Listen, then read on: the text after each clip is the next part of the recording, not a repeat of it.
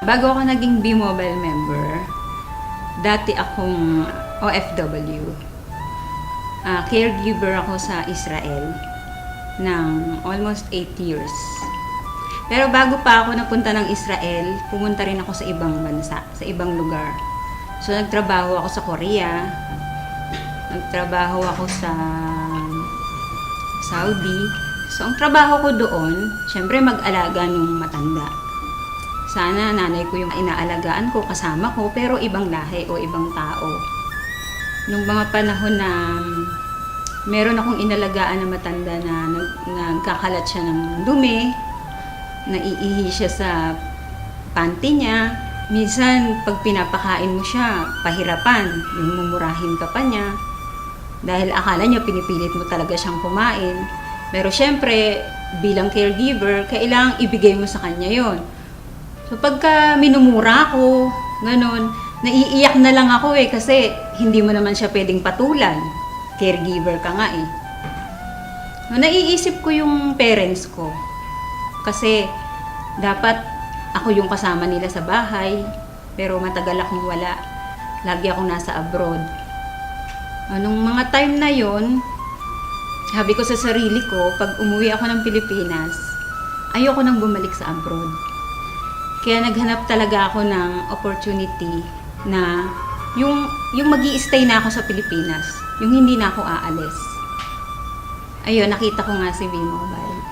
Nung nag-grab ko to, nakita ko yung opportunity. Ang laki nung pinagbago sa buhay ko. Pinangako ko kasi sa sarili ko nga na ayoko na mag-abroad.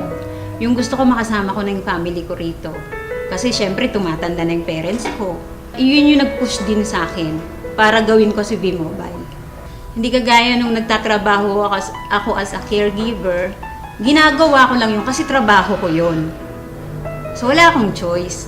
Pero dito, bilang B-Mobile technopreneur, nade-develop din yung pagkatao ko. Yung sabi ko sa sarili ko, ay marunong din pala talaga ako makipag-usap. Yung isang pinagpapasalamat ko na nandito ako ngayon sa B-Mobile, yung nagkaroon ako ng time sa sarili ko, nakakapunta ako sa iba-ibang lugar. Kasi sabi ko noon, pumupunta ako ng abroad, pero ang Pilipinas hindi ko nalilibot. So ngayon nagagawa ko na siya. Napupuntahan ko na yung mga lugar na hindi ko napupuntahan noon dito sa Pilipinas. Sa mga OFW, huwag silang matakot na umuwi ng Pilipinas. Kasi noon nalulumo ako sa tuwing sasabihin nila sa akin na, di bali nang mamatay dito sa abroad kahit may gera. Ayaw namin umuwi kasi nandiyan kami sa Pilipinas. Ganun na ba talaga kahirap yung Pilipinas para ganun lang sabihin nila?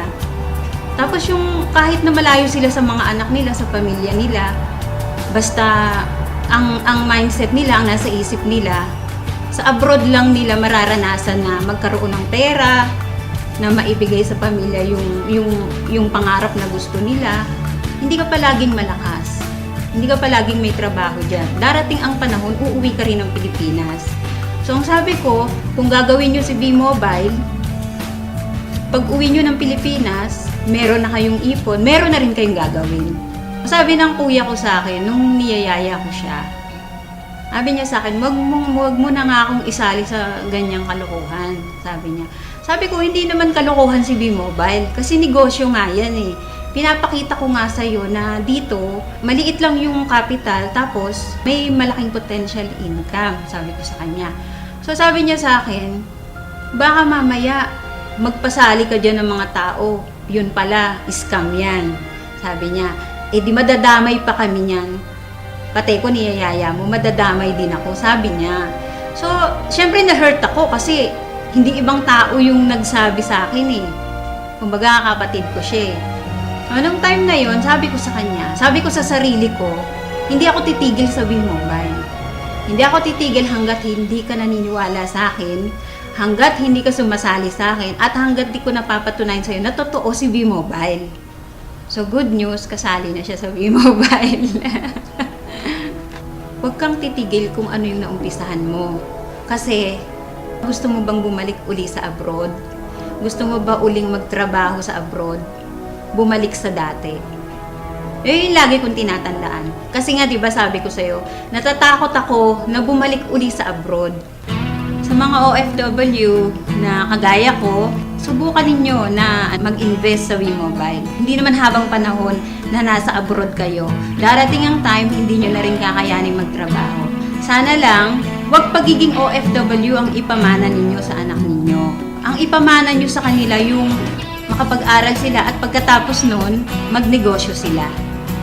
So ito na yung chance ninyo. I-grab nyo na to kasi bihira yung opportunity na ganito. Na hindi lahat ng company na nasasalihan ninyo kagaya ng WeMobile.